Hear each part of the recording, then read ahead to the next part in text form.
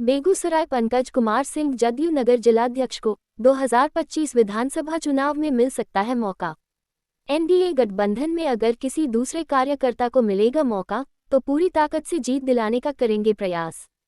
बेगूसराय से पंकज कुमार सिंह को जदयू नगर जिलाध्यक्ष का पद जैसे ही मिला तो चेरिया बरियारपुर विधानसभा में उथल पुथल शुरू हो गई है और जनता जनार्दन के बीच चर्चाओं का बाजार गर्म होता जा रहा है। बताते चले कि लगभग 34 वर्षों से पंकज कुमार सिंह सामाजिक और राजनीतिक दोनों क्षेत्रों में सक्रिय रहे हैं। ये लगातार बिहार के विकास पुरुष सीएम नीतीश कुमार के सपनों को, उनकी बड़ी सोच को जनता के बीच जाकर अमलीजामा पहनाने में दिन रात एक कर दिए थे। उन्होंने बताया कि जेडीयू पार्टी मेरी मां के समान है। यूं कहे तो इस धरती पर मां तीन ही होती है। एक मां जन्म देती है, दूसरी वो मां जिस पर जन्म लेकर चलते हैं, जिसे धरती मां के नाम से जानते हैं, और तीसरा जो तीर का निशान लगा हुआ जदयू का झंडा, जिसकी शान वान को हमेशा लहराते रहे, उसको हम मजबूत बनाने में लगे हैं। बिहार के मुखिया नीतीश कुमार लगातार जिस तरह से पूरे बिहार में सेवा का भाव लेकर चल रहे हैं, उन्हीं के रास्ते पर पंकज कुमार सिंह भी चल रहे हैं। जिन पर सीएम ने विश्वास करके नगर जिलाध्यक्ष की कमान दिया, उस पर खड़ा रहकर विधानसभा चुनाव में नगर के बूथों पर जदयू कार्यकर्ता मेहनत से जो भी एनडीए गठबंधन के तहत आएंगे, उन्हें जीत दिलाने का प्रयास करेंगे। आज तक कभी भी मैंने पार्टी में लोभ नहीं किया, पार्टी मेरे ऊपर विश्वास करके जिम्मेदारी दी। बिहार के मुखिया लगातार कार्यकर्ता के हौसला को बढ़ाया है। एनडीए गठबंधन के तहत 7 विधानसभा की सीटों में से जदयू प्रत्याशी चेरिया बरियारपुर, तेघरा, साहेबपुर कमाल, मटिहानी, बेगूसराय आदि विधानसभा से प्रत्याशी खड़े किए जा सकते हैं। दिन रात क्षेत्र में काम करने वाले कार्यकर्ता को अगर टिकट मिलती है तो निश्चित रूप से अपने पार्टी के उम्मीदवार को जीत दिलाकर विधानसभा भेजने का काम करेंगे। मेरी अपनी कोई इच्छा नहीं है कि चेरिया बरियारपुर से मैं ही चुनाव लड़ूं।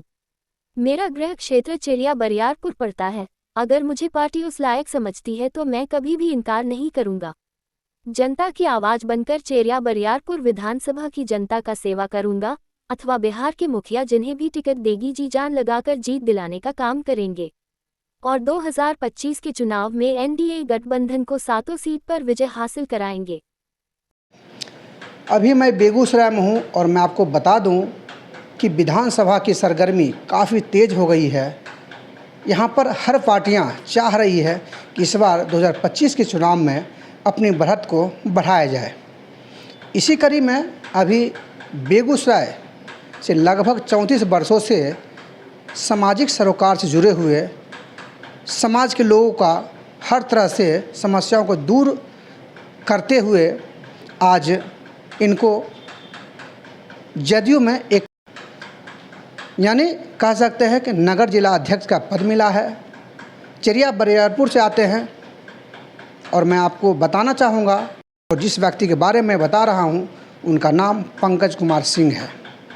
जी हाँ, लगातार समाज के कार्यों में लगे रहते हैं और चाहते हैं कि इस बार चेरिया बरियारपुर से जिनको भी सीट मिलेगी उनका स्वागत करेंगे, चढ़ के हिस्सा लेंगे और कोशिश करेंगे कि एनडीए गठबंधन में उनकी जीत सुनिश्चित की जाए।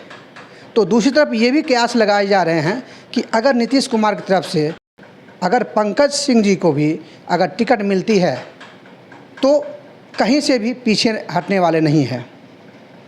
बाकी क्या होने वाला है इसकी जुबानी मैं पंकज सिंह जी से सुनाऊंगा कि एनडीए गठबंधन में क्या होने वाला है, चेरिया बरियारपुर से किनको सीट मिलने वाली है। 7 विधानसभा में जो गहमा गहमी चलती है, चूँकि बेगूसराय हॉट सीट माना जाता है, मटिहानी हो, बेगूसराय हो, चाहे आपका 7 विधानसभा में जहाँ की भी सीट हो, इस पर क्या लगता है कि इस बार एनडीए गठबंधन का कब्जा होगा?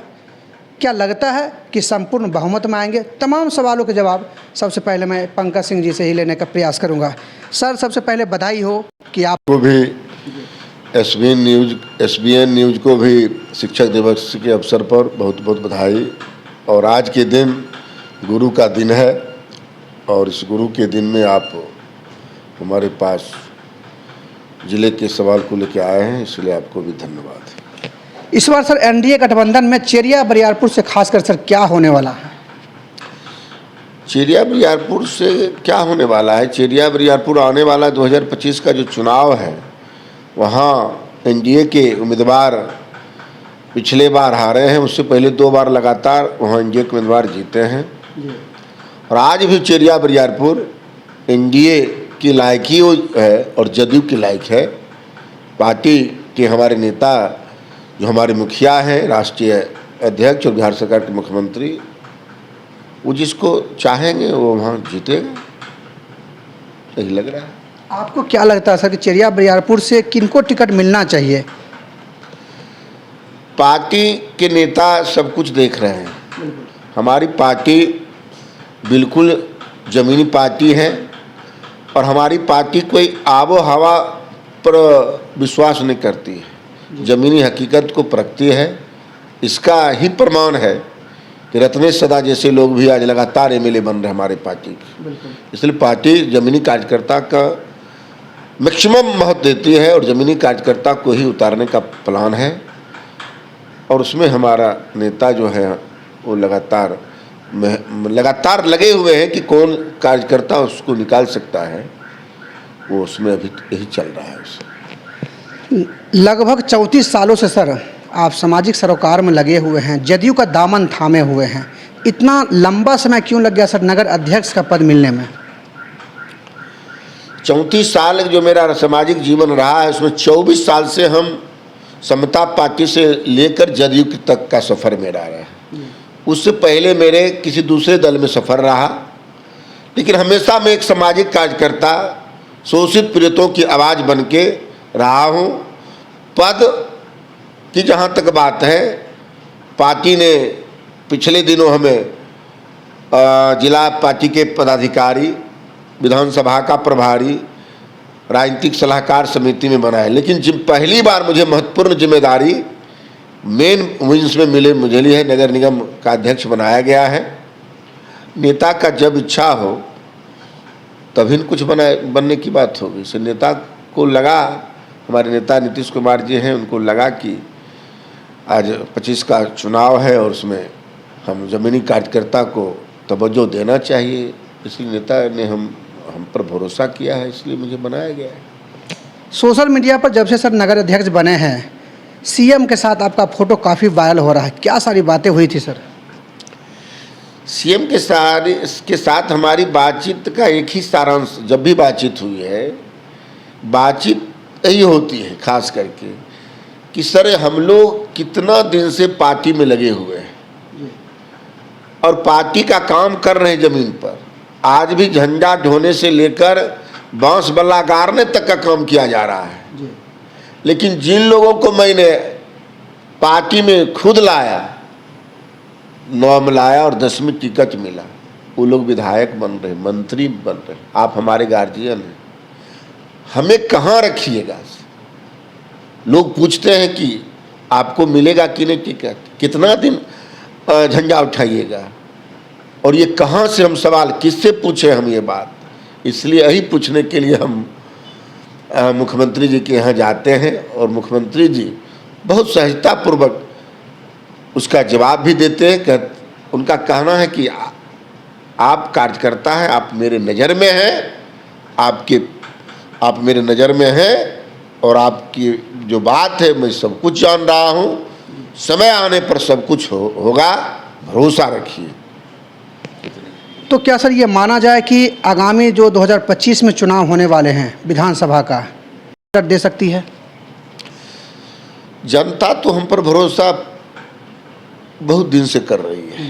अगर जनता भरोसा नहीं करती तो जिस क्षेत्र से हम पंचायत समिति में भी जीत के आए थे, जिस समाज से हम आते हैं, उस समाज की संख्या मात्र मतदाता मात्र 125 थी और वहाँ अन्य लोग 3900 मतदाता थे। लेकिन सब लोगों ने मुझे जिताया भी। और मेरा खासकर जो अपना समाजवादी क्षेत्र रहा है, मैं उस हिसाब से चेरिया बरियारपुर में अब नहीं, पिछले 1 दशक से लोग पूछते हैं कि तो कहियो खड़ा नहीं हो कि सबको खड़े करते रहो, सबको तो बनवाते रहो, और सबको बनाइएगा, आपको खड़ा नहीं हो, नेता आपको मौका नहीं देंगे क्या? इसलिए जनता तैयार बैठी हुई है, सिर्फ नेता की आशीर्वाद की आवश्यकता है।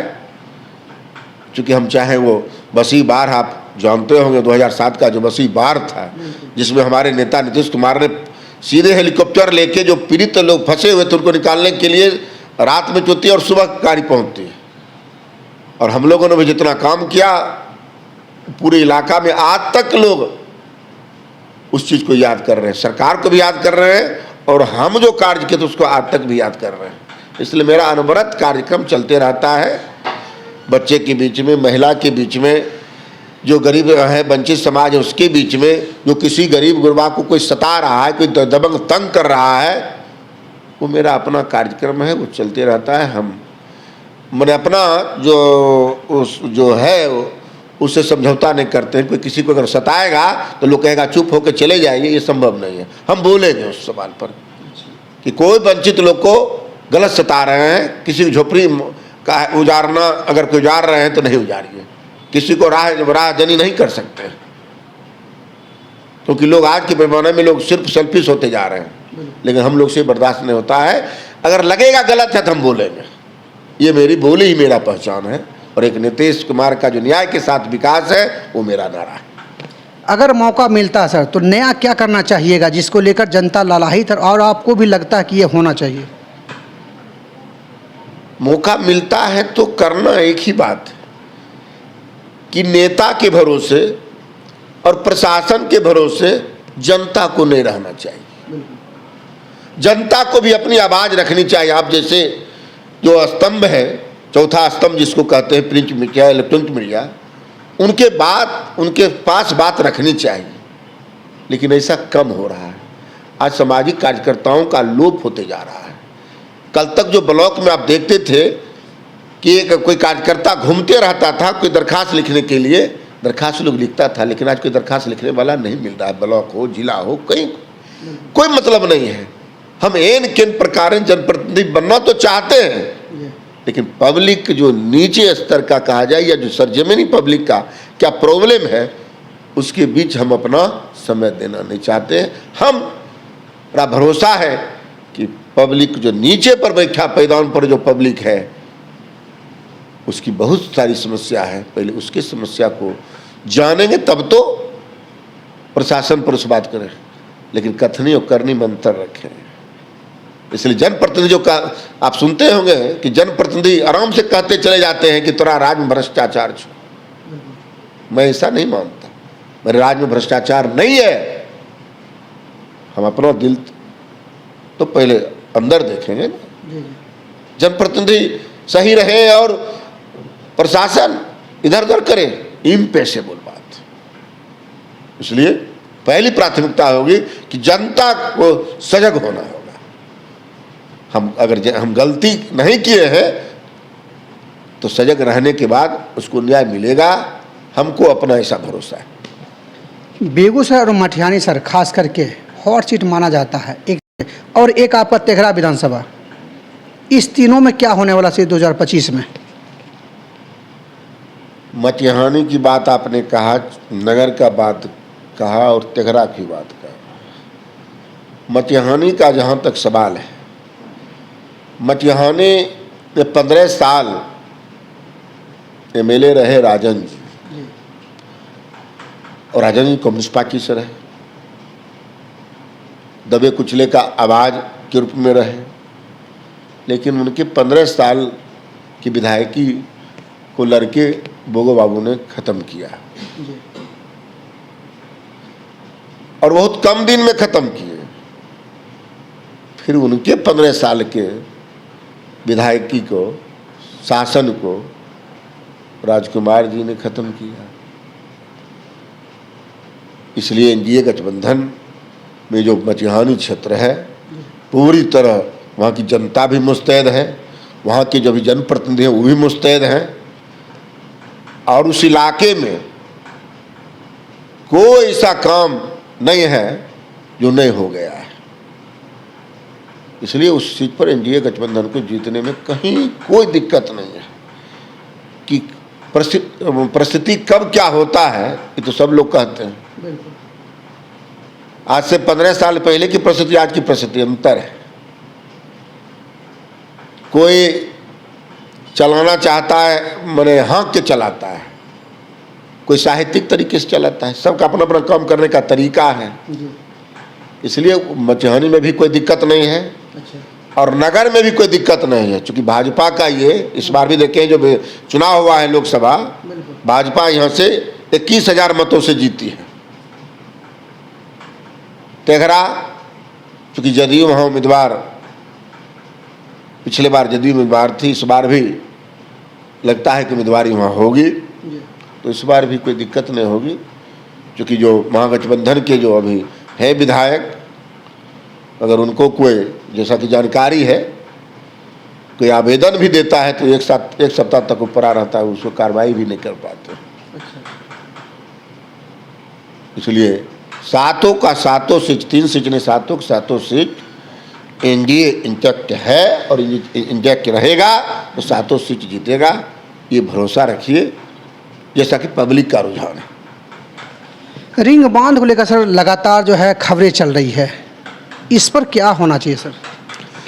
रिंग बांध सच्चाई है कि जो पिछला एमएलए 15 साल थे वो भी जदयू के थे, शायद उनके समय में हमारे मुख्यमंत्री मटिहानी विधानसभा में एक बार भी नहीं आए थे, चाहे बाढ़ हो या सुखाड़ हो या कोई सवाल हो। लेकिन मटिहानी के विधायक राजकुमार जी के बनने के बाद मटिहानी क्षेत्र में मुख्यमंत्री 3 बार आए और उनके आने के बाद वो राजकुमार जी के मुख से ही निकला, किसी ने मांग नहीं किया, उनके मुख से निकला कि एक सर रिंग बांध हो जाती सिमरिया से लेकर यहाँ दरियापुर तक तो बहुत अच्छा होता सर।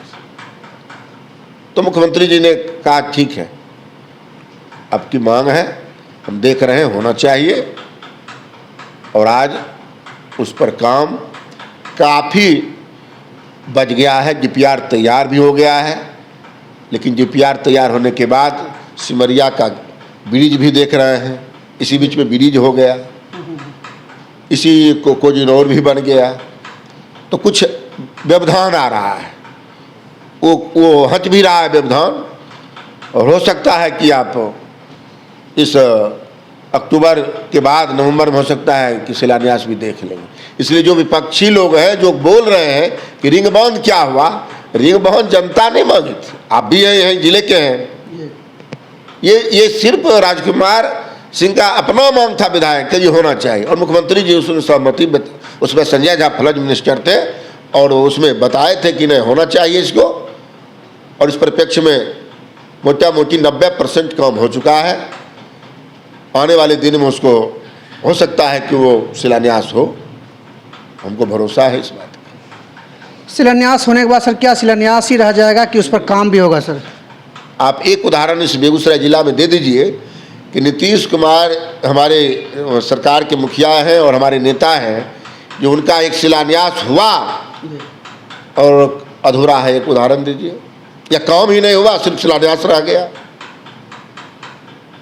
एक भी ऐसा काम नहीं हुआ है कि 18 वर्ष के या 19 साल के रिजीम में जो मुख्यमंत्री ने शिलान्यास किया अधूरा रह गया। आप देखा कि कोजिनौर जो बना है सिमरिया में, जो टाइम दिया गया उस टाइम पर शिलान्यास भी हुआ, उद्घाटन भी हुआ। शिलान्यास होगा तो शिलान्यास रह के नहीं, काम चालू होगा, तभी शिलान्यास होगा उसका, ये भरोसा है। तो आपने देखा कि ये थे हमारे साथ पंकज कुमार सिंह जी, साफ तौर पर कहते हुए नज़र आ रहे थे इस बार बेगूसराय में सातों के सातों विधानसभा पर एनडीए गठबंधन का कब्जा होगा। साथ ही साथ सर ने यह भी कहा है कि चेरिया बरियारपुर से एनडीए गठबंधन जिसको भी टिकट देगी उसके साथ हम खड़े हैं और हर तरह से कार्यकर्ताओं के साथ मिलकर प्रयास रहेगा कि उस पर कब्जा किया जाए। साथ ही साथ सर ने यह भी कहा है कि अगर नीतीश कुमार मुझ पर भरोसा करते हैं तो मैं भी पीछे नहीं हटूंगा, क्योंकि 34 साल का सफ़र मैंने तय किया है और जनता अब मुझसे भी सवाल पूछ रही है कि आखिर आपकी वारी कब आएगी। बाकी क्या कुछ सामने निकल के आता है, इसको जानने के लिए बने रहिए मेरे साथ और देखते रहिए SBN न्यूज़।